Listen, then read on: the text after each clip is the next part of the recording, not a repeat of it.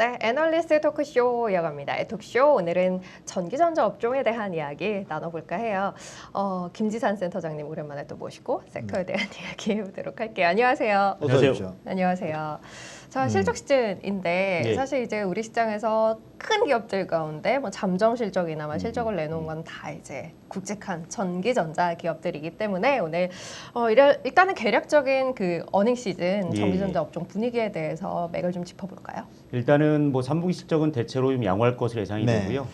업체별로 본다면 뭐 LG전자나 삼성전기, 삼성 SDI 등이 시장 기대치를 충족하거나 상회하는 실적이 좀 예상되고 있습니다. 그 배경을 우리 좀 그 세트별로 나눠서 한번 살펴본다면 일단은 가전과 TV 수요가 빠르게 회복되고 있습니다. 집콕 환경이 길어지다 보니까 다들 가전과 TV의 활용도가 늘어나고 교체 수요로 이어지고 있다고 봐야 될 것 같고요. 이거는 뭐 사견이지만 다들 해외여행 안 가고 남는 돈으로 가전제품 바꾸시는 것 같아요. 아마도. 네. 그 부분이 아마 국내 내수에 분명히 긍정적인 영향을 미치는 것 같고요. 그런가 하면 스마트폰은 뒤에 좀 더 그 구체적인 말씀을 드려보겠지만 화웨이가 추락하고 삼성전자가 반등하는 그런 흐름들이 본격적으로 나타나면서 부품업계의 따뜻한 온기가 지금 하반기에 전달되고 있는 상황이고요. 그런가 하면 자동차 부품은 2분기 팬데믹을 극복하고 점진적으로 좀 회복되는 국면에 있고 특히 유럽 전기차 시장이 워낙 좋아서라도 국내 배터리 업계가 좀 약진하는 그런 배경들이 만들어지고 있습니다. 그런가 하면 아이폰 부품업계의 경우는 아이폰 12 시리즈가 전작보다 4주에서 7주 정도 출시가 지연됐기 때문에 조삼모사로 봐야 되겠지만 3분기 실적이 일부 4분기로 2월 되면서 3분기 실적은 그냥 예상한 수준이지만 4분기가 많이 좋은 쪽으로 실적이 나타날 것 같습니다. 이제 돌이켜 보면 이 전기전자 업종 중에서 특히 이 삼성전기 이게 IMF 지나고 난 다음에 그 이재용 부회장의 아빠 이건 회장이 삼성그룹 그 사장단들을 다 불러놓고 EVA를 가지고 경제적 부가가치를 가지고 사장단을 평가하겠다 이렇게 이야기를 했단 말이에요. 그런데 그 다른 기업들은 다 EVA가 플러스로 도는데 이 삼성전기가 끝까지 플러스로 못 도는 거예요. 근데 그 이유가 뭐냐면 이 전기전자 업체가 가지고 있는 특징이 다 품종 소량 생산을 하다 보니까 문제가 있었는데 그 다음에 이제 여기가 MLCC 딱 하면서 바짝 올라온 거 맞죠? 저도 모르는 스토리인데요. 교수님하고 같이 보고서 한번 써야 될 것 같습니다. 저요? 협업 한번 해보시면. 저는 이제 보고서 쓸 라인은 아니고. 근데 이게 이제 MLCC가 이제 우리가 뭐 그 이름이 긴데 적층 세라믹 뭐 저기 나가는 거 아니겠습니까? 적층 세라믹 콘덴서. 결국은 이게 그 PCB 쪽 그쪽 그러니까 모든 전자제품의 내부에 들어가고요. 그러니까 그 전류와 전압의 흐름을 원활하게 도와주게 되고 전기적 노이즈를 제거함으로써 내부 회로를 또 보호하는 이런 역할들을 하거든요. 수동적인 역할을 하기 때문에 저희가 대표적인 수동 소재라고 표현을 해요. 그 이제 그 사실 이 동향 MLCC 산업의 동향이 그 전기전자 업종의 저기 어떤 기본적인 저기 그 방향성을 다 알 수 있는 그런 동향 아닌가요? 다 들어가니까. 맞습니다. 어떻게 보면 반도체나 MLCC가 대표적인 그런 품목이기 때문에 그 전자제품의 수요보다 또 선행한다는 특징을 가지는 거죠. 실제로 그래서 반도체나 MLC 여팡이 선행적으로 움직이게 되는 거고 수요가 늘어나는 게 확인이 되면 좀 시차를 두고 우리 IT 여팡이 전반적으로 좋아지는 그런 선행적인 지표로서 우리가 MLCC를 보셔도 틀리지 않습니다. 그래서 이제 이 MLCC 산업의 동향이 중요하기 때문에 좀 자세히 들어봐야 한다는 거죠. 그래서 이제 제가 말씀드려도 되겠습니다. 알겠습니다. 하십시오.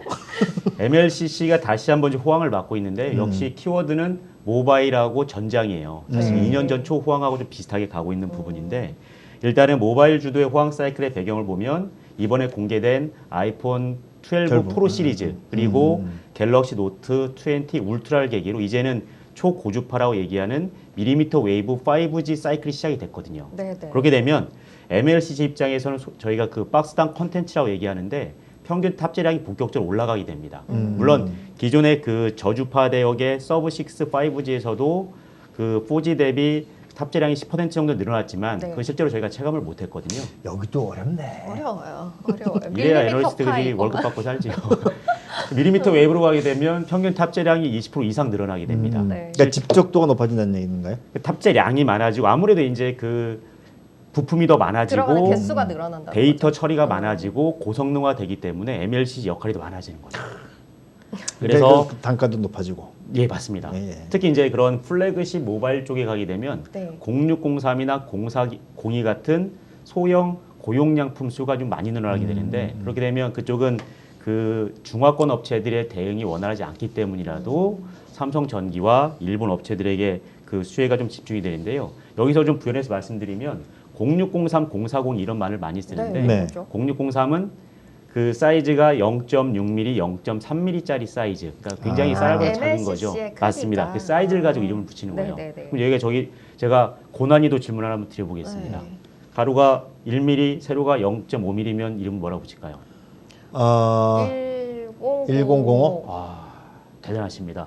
굉장히 고난이도 수학을 맞추셨어요. 1055 사이즈라고 하거든요. 수학은 좀 하죠. 제가 이게 저 굴삭기 010, 015 이런 거 다 알아요. 불석기하고 좀 어울리시는데 MLCG는 거리가 좀 있어 보이시긴 하는데요. 제가 아까 말씀드렸잖아요. 예. 저기 그때 당시에 그 삼성전기 대표이사가 오셔가지고 예. 3대 기술 8대 제품으로 슬림화를 시켜라. 그게 모토였었어요. 예. 거기까지 하겠습니다. 그래서 0603, 0402 이게 어떤 그러니까. 의미인 거죠? 질문을 잘못 드렸다는 생각이 들고요. 네. 그런가 하면 또 언택트 국면이다 보니까 태블릿, 노트북, 게임기 같은 IT 기기양 수요가 계속 좋을 수밖에 없고요. 전장은 코로나 침체를 딛고 이제 점진적인 회복이 나타나고 있는데 제가 네. 1005를 그 질문 드린 이유가 전장은 반대로 1005 이상 굉장히 대규격 제품이 들어가거든요. 그렇기 때문에 생산 능력의 잠식 효과가 크고 평균 판가가 올라가는 그런 요인들이 발생을 합니다. 2년 전에 전장용이라고 하는 것은 자동차에 자동차 들어가는 예, 거예요. 맞습니다. 네. 좀 커질 수밖에 없겠네요. 예, 그래서 그 2년 전에 초호황 사이클이 왔던 배경을 보게 되면 전장용 수요가 좋아서 무라타 같은 선두 기업들이 그 IT용 캐파를 빼서 전장용으로 전용을 시켰거든요. 그러다 보니까 IT용까지 같이 수급이 좋아지는 그런 낙수 효과가 발생을 했다라는 거고 이러한 흐름이 올해 하반기부터 재개될 가능성이 높아 보이고요. 그렇게 되면 내년에 전장용 MLC 시장은 20% 이상 고성장이 예상되고 있고 삼성전기도 전장용을 겨냥한 중국 천진 공장을 조기에 가동할 여지가 있습니다. 제가 좀 차트 좀 보면서 네. 조금 더 네. 부연해서 말씀을 드려볼게요. 그래서 그 주요한 산업 지표를 보더라도 MLCC 업황이 굉장히 좋아지고 있는 걸 확인할 수가 있는데 대표적으로 야교의 월별 매출 보시죠. 네. 2018년에 큰 산 그렸는데 지금도 궤적이 상당히 닮아 있습니다. 올해부터 좀 본격적으로 좋아지고 있는데요. 3분기 야교의 매출이 전년 동기 대비 113% 급증한 모습으로 나타났고요. 물론 이제 키맷이라고 얘기하는 MLC 업체를 인수했기 때문에 이러한 매출 증가 효과가 좀 더 커 보이긴 하지만 어쨌든 궤적은 2년 전과 많이 닮아 있다는 부분을 강조를 드리고요. 또 하나 차트 한번 보시면 이게 이제 무라타의 그 MLCC 수주 잔고를 매출액으로 나눈 비율이거든요. 네. 저희가 그 굴삭기 좋아하시는데 그 수주 산업에 대한 그 사이클의 저점과 고점을 판단할 때는 이 비율이 상당히 의미가 있습니다. 네. 쉽게 말씀드리면 매출액에 비해서 수주가 역사적으로 얼마나 낮냐 높냐라는 걸 보여주기 때문에 실제로 이 무라타의 그 수장고를 매출로 나눈 비율을 보시면 18년 2분기의 고점이었고 19년 3분기를 저점으로 다시 반등하는 모습을 보이고 있어요. 물론 2분기에 일시적으로 떨어진 거는 코로나로 인해서 그 전장 라인의 셧다운 영향으로 떨어진 네. 거고 다시 우리 무라타 실적을 확인하실 때 이러한 비율이 하반기에 더 가파르게 올라가는 모습을 확인하실 수 있을 것 같습니다. 그렇기 때문에 MLCC가 짧게 보면 내년 2분기, 그러니까 2분기라는 거는 지금 밀리미터 웨이브 기반의 5G 폰이 내년 상반기에 많이 나올 거기 때문에 2분기까지 이런 호황 사이클이 이어갈 가능성이 높고 길게 보면 전장용에 기반해서 2018년 같은 초호황 사이클이 다시 발생할 수도 있지 않겠냐. 저희 매출액 대비 수주잔고 비율이 바닥권에 있다라고 하는 것은 재고가 이제 비어 있기 때문에 리스타킹을 해야 되는 뭐 그런 것들도 다 맞습니다. 연결되는 예, 거고요. 예. 그럼 이제 모바일이랑 전장 이렇게 봤는데 사이즈 적고 좀 이제 들어가는 게 늘어나고 있는 모바일이 메인인지 아니면 이제 코로나에서 저점까지 내려왔다가 조금 나아지고 있는 사이즈는 좀 큰 것들을 넣어야 하는 전장이 조금 더 메인인지 어느 쪽에 무게를 두고 일단은 건가요? 시장을 보면 그 아직까지는 당연히 모바일을 비롯한 IT용이 그 대다수고요. 네. 삼성 전기만 보더라도 전장용 비중이 아직은 10% 언더이기 때문에 IT용 위주로 집중이 돼 있는데 다만 일본 업체들은 무라타의 경우는 그 전장용이 이제는 뭐 30% 이상 이익에서 차지하는 비중은 훨씬 더 이제 크다라고 보셔야 되고요. 네. 그쪽 전장용 시장이 결국은 이제 뭐 자동차의 전장화, 전기차화, 자율주행화되면서 계속적으로 MLC 수요가 늘어나고 있고 고성장을 하고 있는 상황이고요. 말씀드린 것처럼 워낙 사이즈가 큰 제품들이 들어가다 보니까 실제로 생산 능력 잠식 효과는 훨씬 더 크게 나타날 거고 앞으로 MLCC 여파이 좋아지는 데 있어서 전장이 큰 역할을 할 거예요. ARPU 입장에서 보더라도 아무래도 저기 그 전장 쪽이 한번 팔리면 비싸게 팔리니까 맞습니다. 덩치는 크니까. 그리고 좋은 거겠죠. 그 고전압이나 고전류 같은 그 신뢰도에 있어서 훨씬 더 높은 기준을 요구하기 때문이라도 네. 굉장히 진입장이 높을 수밖에 없고요.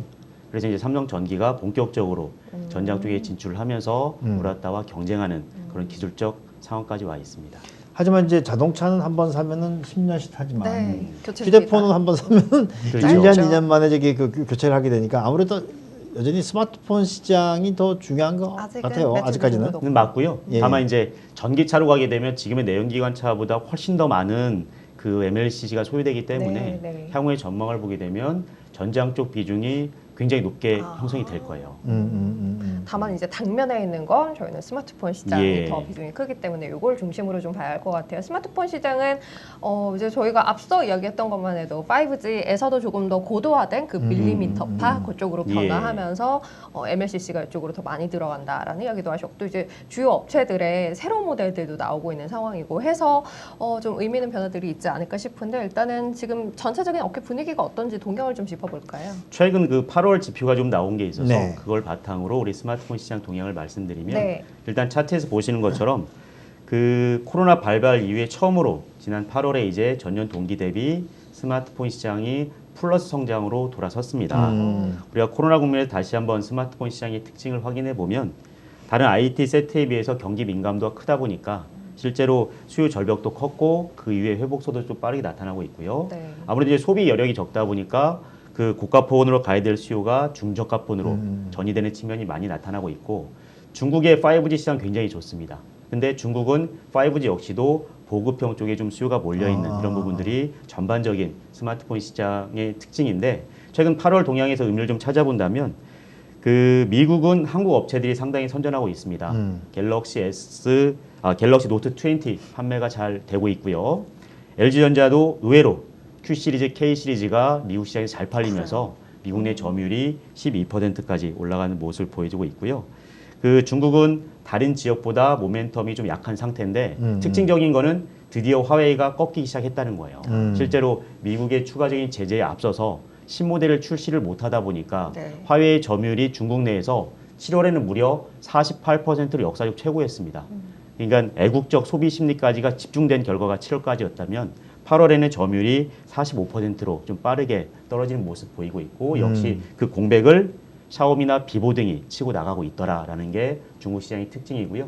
화웨이가 신모델 출시를 못하는 건 역시 반도체 수급을 못해서 그렇습니다. 이제는 미국의 제재가 이제 9월부터 이루어짐에 네. 있어서 뒤에서 또 기회가 되면 말씀드려보겠지만 안드로이드와 같은 미국 기술을 더 이상 쓸 수가 없는 상황이고 그렇죠. 주요 부품의 조달에도 차질이 발생하고 있기 때문에 일단은 신모델에 대한 개발이 제동이 걸린 거거든요. 네, 네. 그렇습니다. 그리고 마지막으로 인도 쪽에서의 특징이라 하면 온라인 시장이 빠르게 성장하고 있는데 삼성전자가 공략을 굉장히 잘하고 있습니다. M 시리즈에 의해서 이제는 그 인도 시장을 겨냥한 온라인 전용 플랫폼 그 갤럭시 F 시리즈를 출시하면서 인도 시장의 공략을 강화할 거고 내년에 삼성전자 스마트폰 출하량 모멘텀이 강화되는 또 하나의 계기가 될 것 같아요. 그렇군요. 인도 쪽에서 팔리는 건 가격대가 조금 다른가요? 아무래도 국내에서 팔리는 가장 싼 제품들이 많이 팔립니다. 50만 원대 뭐 이런 거. 예. 그러니까 이제 갤럭시 시리즈가 S 시리즈가 있고 A 시리즈가 있고 그다음에 또 더 내려오는 A 시리즈하고 이제 M 시리즈가 이제 그 보급형인데 보급형. A 시리즈가 네. 좀 더 고급이고요. 그 밑에가 M 시리즈고 이제는 온라인 전용이라는 건 좀 더 이제 가격 효율적인 모델이 될 텐데 F 시리즈 라인업이 곧 갖춰지고 그거는 주로 판매를 인도 시장을 온라인으로만 겨냥한 하는? 예 맞습니다. 그러니까 이게 우리 그때 투지폰 그 있을 때 그때도 중저가 폰 저기 대응을 못 해가지고 우리 저기 세트 3사가 굉장히 이렇게 애를 많이 먹었어요. 그때 네. 이제 펜텍이 맞습니다. 부도가 나는 그런 상황이었었는데 이거 좀 잘하고 있다는 생각이 그때는 드네요. 뭐 노키아가 워낙 절대적 강자였고요. 싸게 잘 만들기로는 노키아가 최고였었습니다. 우리는 비싸게 팔 생각만 하고 중저가 폰을 안 만들어서 문제였던 거죠, 이제. 아무래도 이제 프리미엄 전략에 예. 초점을 그렇죠. 맞췄었죠. 전략의 차이인 거. 우리 지금 이제 채팅창에서 이 FMC 의장님 최근에 저기 그 폰을 바꾸신 것 같아요. 아이폰으로 이제 아이폰으로 예. 겁나 불편하다고 지금. 안드로이드 쓰시던 안드로이드에서 최근에 이제 호환이 잘 돼가지고 이렇게 되게 불편함을 안 느끼실 것 같긴 한데 그래도 기본적인 거 좀 안 돌아가는 부분들이 있을 수 있을 것 같긴 해요. 기본적으로 이제 안드로이드하고 iOS가 이제 두 축이라 한다면 네. 그 앱 간에는 아직은 이제 호환은 안 되는 걸로 돼 있죠. 그래서 이제 우리 그 사용자들이 양쪽을 다 써본 유저들은 그런 그 사용자 환경에 대한 불편함을 느끼지 않겠지만 안드로이드 스마트폰을 그렇죠. 써봤던 분들은 아이폰을 옮기게 되면 앱의 호환이라든지 그 사용자 환경 이런 변화 때문에 좀 불편함을 제가 겪게 되죠. 처음에 저기 그 아이폰 초기에 그 아이폰을 쓰다가 이제 안드로이드 넘어왔거든요. 이게 심리적으로 이게 저기 그 장벽이 있더라고요. 예. 그 제가 그래서 적절한 걸 찾아낸 게 LG 폰이에요. 그 두 개를 적당히 섞어가지고 예. 그래가지고 LG 폰을 참 잘 썼었는데. 예. 예, 저도 최근에- LG 폰 쓰고 있습니다. 아, 그래요? 예. 예. 그 저기 담당하시니까 그런 거잖아요. 아니 저는 그 LG 폰이 좋다고 생각하고요. 예. LG전자 관계자분들이 조금 더 크게. 듣고 계실 거라 보는데. 예, 우리 김지산 센터장은 LG 바입니다. 그 어쨌든 농담이고, 지금 예. 보면 그 LG폰도 그렇고 삼성폰도 그렇고 미국에서 생각보다 점유율이 조금 괜찮은 예. 상황인데 이런 가운데 아이폰 신모델이 또 나왔어요. 아이폰에 예. 그러니까요. 대한 교체에 대한 수요는 사실 이제 유저들 사이에서는 굉장히 커져 있는 구간에서 조금 딜레이돼서 새로운 제품이 나왔는데 어떻게 보세요? 전망. 일단은 아이폰 12 시리즈도 전작보다는 상당히 잘 팔릴 수 있는 여건들이 다 갖춰진 것 같아요. 그 화웨이가 몰락할 거기 때문이라도 경쟁 환경이 우호적인 것도 있겠고 네. 이번에 4개 모델 사양을 보시면 전 모델 모두 5G를 지원하니까 교체 수요를 자극할 여지가 많고요. 전 모델 모두 OLED를 장착했고 5나노 공정 기반의 A14 프로세서를 장착하면서 성능이 더 좋아졌습니다. 그리고 3년 만에 전면적인 디자인 변경이 있었고 이 디자인에 대한 평가도 상당히 긍정적인 것 같아요. 그리고 우리가 이제 프로 시리즈를 주목하는 이유가요. 여기 네. 표에서 보시면 고사양 모델 2개가 이제 프로와 프로 맥스라는 이름을 붙이고 네. 나왔는데 네. 우리 LG노텍 측면에서 보게 되면 여기에 들어가는 카메라 모듈을 거의 주도적으로 공급하고 있기 때문이라도 프로 시리즈가 잘 팔리면 LG 이노텍이나 우리 BH 같은 국내 서플라이 체인에 더 긍정적인 그래요. 환경이 있다고 보셔야 되는데요. 이 프로 시리즈의 특징은 초고주파인 밀리미터 웨이브를 이제 지원하게 되고요. 우리가 그 TOF 3D 모듈이라는 표현을 많이 썼는데 여기서 보게 되면 라이더 스캐너라는 이름으로 소개가 됐고 이게 이제 증강 현실을 구현하는 아주 중요한 솔루션으로 작용을 할 겁니다. 그리고 트리플 카메라의 성능이 더 좋아지는 모습이었어요. 아, 그러면 뒤에 저기 붙어 있는 인덕션이 3구짜리예요, 여전히? 4구짜리가 아니고? 3구에 위아래로 하나씩 더 붙어 있죠. 아. 하나는 이제 레이저 다이오드가 있는 건데 네. 밑에 이제 이러한 그 라이더 스캐너라고 하는 게 더 붙어 있습니다. 그게 이제 증강 현실을 구현하면서 우리가 뭐 교육이든 뭐 국방이든 의료든 굉장히 다양한 영역에서 이제 증강 현실이 활성화되는 계기를 이 아이폰 12 프로 시리즈부터 만들어질 거예요. 말씀만 들어도 부담스럽네요, 쓰기가. 밀리미터파 요거 지원한다고 프로 예, 시리즈는 얘기하셨는데 이게 지금 인프라는 깔려 있는 거예요? 그래서 그 애플이 이런 인프라 투자를 촉발하는 매기 역할을 할 것 같아요. 애플이기 때문에 사실 삼성전자가 앞서서 밀리미터 웨이브 기반의 모델을 내놨지만 아직은 글로벌 그런 동조는 약하다고 봐야 네, 되는데 네. 아이폰이 이렇게 밀리미터 웨이브를 지원하고 깔게 되면 통신 사업자들이 발빠르게 움직일 수밖에 없습니다. 할 수밖에 없게 당장 만드는. 북미 사업자들이 빠르게 그 망을 구축하는 환경이 나타날 거고요. 어차피 아이폰을 살 때는 적어도 2년 이상을 염두에 두고 사는 거기 때문에 네. 2년 내에 그런 밀리미터 웨이브 환경에서 초고속, 초저지연, 초연결의 그런 환경을 구현함에 있어서 아이폰 12가 중요한 역할을 할 거고요. 가격도 좀 말씀을 드려보면 결국 네. 이제 가격과 출시 일정이 저희 그렇죠. 부품업계에는 상당히 중요한 이슈가 될 텐데 가격도 다양한 라인업을 갖추면서 소비자의 요구에 부합할 여지가 많아 보이는데 특히 아이폰 12 미니 가장 저가 모델은 699달러부터 시작하니까 상당히 가격적인 메리트가 크고 충분한 물량 효과를 뒷받침할 걸로 보여지고요. 기본 모델인 아이폰 12는 전작보다 100달러 정도 상승한 부분은 좀 아쉬워 보이는데 또 반대로 고사양 모델인 12 프로와 맥스의 경우는요. 전작과 가격이 동일합니다. 말씀드린 것처럼 밀리미터 웨이브 관련한 부품들이 들어가고 네. 그 라이더 스캐너라는 부품이 추가로 들어갔음에도 불구하고 판가가 동일하기 때문에 이런 프로 시리즈 그 판매량이 상당히 양호할 여지가 있어 보이고 네. 국내 부품업계는 반가운 소식이죠. 실제로 그 우리 출시를 놓고 보면 출시일은 아이폰 12와 프로가 10월 23일이고 네. 전작이 9월 20일이었거든요. 네. 아이폰 11 시리즈가. 그래서 전작 한 달 대비 정도. 한 달 정도가 지연됐고요. 양 극단에 있는 미니와 맥스는 그것보다도 20일 더 늦은 11월 13일이기 때문에 실제로는 4주에서 한 7주 정도 출시가 지연됐지만 네. 그럼에도 불구하고 올해 연말까지 남은 기간 동안의 판매량이 전작과 비슷하거나 소폭 더 늘어난다는 전망들이 힘을 얻고 있고요. 네. 그렇게 되면 내년 2분기까지 보게 되는 아이폰 12 시리즈에 있어서 그 전작보다 판매량이 10% 이상 증가하는 상당히 양호한 판매 성과를 기대할 수 있을 것 같습니다. 그 지금 나오는 테이블에 보면 배터리 그 동영상 재생했을 때 이제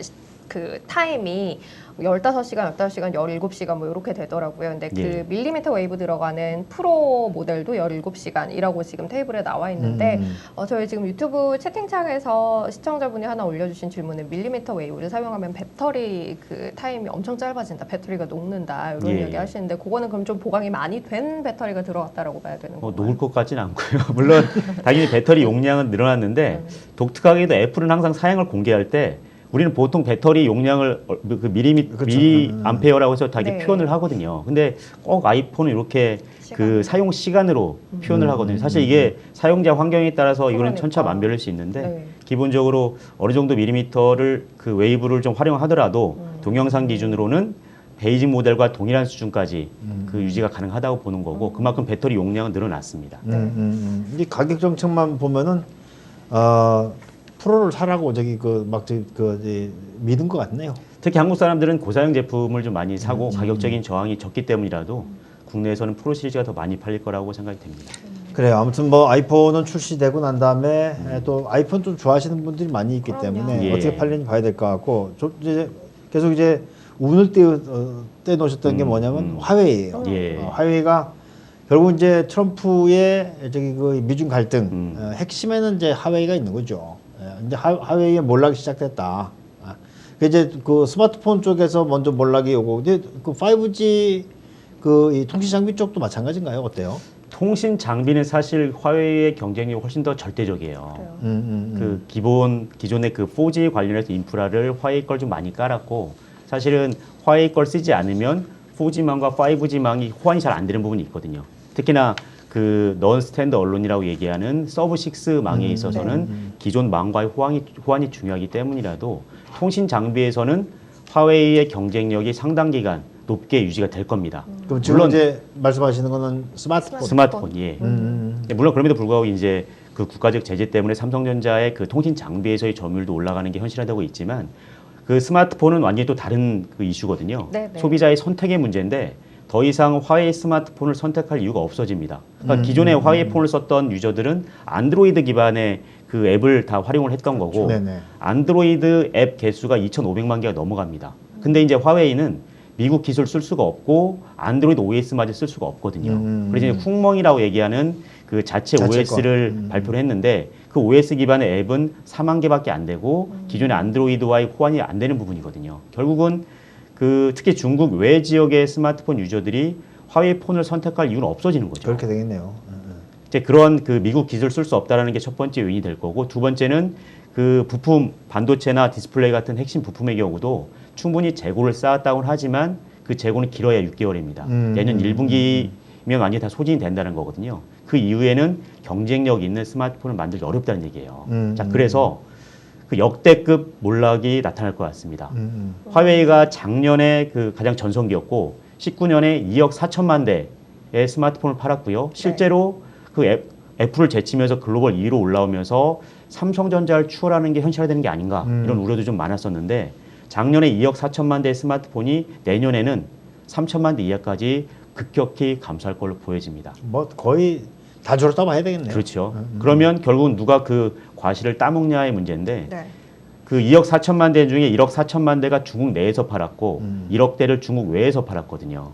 그러다 보니까 중국 외에서 팔았던 1억 대는 주로 삼성전자와 애플이 상당 부분을 가져가게 될 거고요. 중국 내에서 1억 4천만 대는 오포, 비보, 샤오미가 상당 부분을 나눠 가져가는 그런 경쟁 구도의 변화가 이제 올해 하반기부터 본격적으로 발생할 걸로 근데 보여지고요. 오포, 비보, 샤오미의 저기 수출이 금지된 건 아니잖아요. 그건 아닙니다. 그러니까 화웨이가 그 중국 정부, 뭐 군부라든지 공산당과의 밀접한 관계 때문에 트럼프 정부에서의 규제 대상은 화웨이에 초점이 맞춰진 거지 오포, 비보, 샤오미까지 같이 규제를 두는 건 아니거든요. 그러다 보니까 실제로 그 이 차트를 보더라도요. 화웨이 전성기는 19년 4월이었어요. 왜냐하면 19년 5월부터 미국의 제재가 시작이 됐거든요. 그러니까 19년 4월 기준으로 중국 외 지역에서 특히 이제 유럽을 중심으로 점유율이 12.7%에 달했습니다. 자, 그러나 지금 최근 8월 데이터를 보게 되면 5.5%까지 빠졌거든요. 그러니까 적어도 중국 외 지역에 있어서 화웨이 입지는 급속히 악화되고 있고 이 반사이익을 삼성전자가 좀 누리고 있어가지고요. 삼성전자가 올해 스마트폰이 대략 한 2억 7천만 대 정도 판매할 것으로 예상이 되는데 내년에는 이제는 3억 2천만 대 이상까지 기대할 정도로 충분한 출하량 모멘텀이 기대되고 있고 부품업체들은 실로 10수년 만에 굉장히 그 강한 출하량 모멘텀을 공유할 수 있을 것 같아요. 그러면 지금까지 그 화웨이가 저기 그 스마트폰 시장을 주도했을 때, 그때는 우리 그 이 부품업체들이 접근을 못했었나요? 물론 이제 화웨이에도 뭐 우리 뭐 하이닉스라든지 국내 부품업체들이 상당 부분 많이 공급했던 건 사실이고요. 다만 이제 그 주로 중화권 부품 쪽 대만이나 이런 쪽에 대한 의존도가 좀 많았던 부분이고 물론 그 화웨이에 공급했던 국내 부품 업계는 단기적으로는 그 고통이 좀 있을 수 있겠지만 그 수요를 고스란히 오포, 비보, 샤오미가 받아가거나 좀 더 우호적인 삼성전자가 가져갈 거기 때문에 약간의 시차의 문제인 거지 국내 IT 부품 업계에는 훨씬 더 우호적인 환경으로 해석하는 게 맞을 것 같아요. 알겠습니다. 자, 그러면 이제 화웨이의 스마트폰 시장에서 입지 변화와 맞물린 그리고 앞서 봤던 스마트폰 시장 내에서의 자체적인 변화와 맞물린 저희가 이제 업종 내에서 봐야 할 종목은 뭘지에 대한 이야기. 그래서 종목은 기승전 삼성전기다. 결국 이제 지금까지 말씀드렸던 논리를 그 정리해 보면 삼성전기의 투자 포인트는 결국은 MLCC하고 카메라 모듈인데 MLCC는 말씀드린 그 밀리미터 웨이브 5G하고 전장 쪽 모멘텀에 기반해서 적어도 내년 2분기까지는 계속 그 개선되는 사이클로 전개될 수밖에 없고요. 그래서 실제로 실적도 추정치가 계속 올라가고 있는데 주로 MLCC의 수익성이 좋아지는 쪽에 초점이 맞춰지고 있고요. 또 하나의 그 포인트를 잡으라고 한다면 결국 이제 카메라 모듈인데 지금처럼 화웨이가 몰락하게 되고 삼성전자가 점유율이 상승하게 되면 당연히 삼성전자를 주 고객으로 두고 있는 삼성전기가 수혜를 누릴 텐데 삼성전자가 A 시리즈와 M 시리즈의 확판이 이루어지는 과정에 있어서 삼성전기도 전략적 변화를 통해서 이 보급형에 이제는 그 카메라 모듈을 공격적으로 대응을 할 거예요. 그러면 삼성전기 역시 이 카메라 모듈 쪽에서의 물량 효과가 충분히 늘어날 여지가 있어 보이고 MLCC의 호황까지 기대한다는 거고요. 또 하나 우리가 또 최근에 언론에 보도된 내용을 보게 되면 내년에 출시돼야 될 갤럭시 S21이 과거보다 한 달 정도로 빨리 1월에 출시될 가능성이 굉장히 그 가능성이 높아 보이거든요. 자, 그러면 원래 국내 스마트폰 부품업계는 12월은 거의 그냥 그 다 쉬는 시기였어요. 재고 조정이 우선이고 그 일정 정도 그 플래그십 모델의 공백기가 발생하는 시기였지만 이제는 1월에 그 갤럭시 S21이 출시된다고 하면 부품업계는 발빠르게 연말부터 공급을 해야 되거든요. 4분기 실적이 예상보다 더 강할 수 있다는 거죠. 그래서 우리 삼성전기도 다음 주 월요일에 실적 발표가 있겠지만 3분기 실적이 예상보다 상당히 좋은 실적이 나올 것으로 기대를 하고 있고 4분기 실적 역시 과거의 계절성에 비하면 상당히 양호한 실적 흐름을 기대하셔도 좋을 것 같습니다. 아무래도 이제 이 실적이 완전히 발표가 돼야지 이제 그 밸류에이션이라든지 이런 데 대한 또 의견을 내실 것 같은데 먼저 말씀하셔도 되나요? 밸류에이션은 사실 뭐 언제나 우리 마음속에 있는 거니까요. 마음속에. 삼성전기 같은 사실 그 고성장 종목들은 항상 그 높은 밸류에이션을 좀 받아왔는데 사실 올해는 실적에 비하면 밸류에이션이 그렇게 높진 않아요. 과거에 비하면 상당히 좀 그 낮은 수준에 좀 속해 있고 결국은 올해 그런 그 스마트폰 팬데믹 영향 때문이라도 실적이 감소할 걸 봤는데 3분기와 4분기 실적 예상보다 좋으면 그 작년보다 올해 영업이 더 늘어나는 흐름을 기대할 수 있을 것 같고요. 올해보다도 내년에가 더 좋은 그림 기대할 수 있을 거기 때문에 향후에 그런 실적 방향성을 감안했을 때 삼성전기 주가 흐름도 양호하게 전개될 것으로 믿습니다. 네, 아무튼 뭐 지금 담당하고 계시는 전기전자 그 업종 내에서는 가장 탑픽으로. 네, 그렇습니다. 지금은. 네. 자주 바뀝니다. LG전자가 좀 섭섭해하겠어요. 아니요, 이제 LG전자 스마트폰에도 삼성전기 MLC가 들어가요. 아, 예. 그렇죠. 예. 그렇군요. 알겠습니다. 아유, LG전자 얘기하지 말 걸. 오늘 김지산 센터장님 모시고 삼성전기 토픽으로 꼽으시는 종목에 대해서 MLCC 그리고 이제 스마트폰 시장 변화와 맞물린 흐름 함께 짚어봤네요. 고맙습니다. 감사합니다. 네. 키움증권에서 펀드 살 땐 누구나 선취 판매 수수료 0원.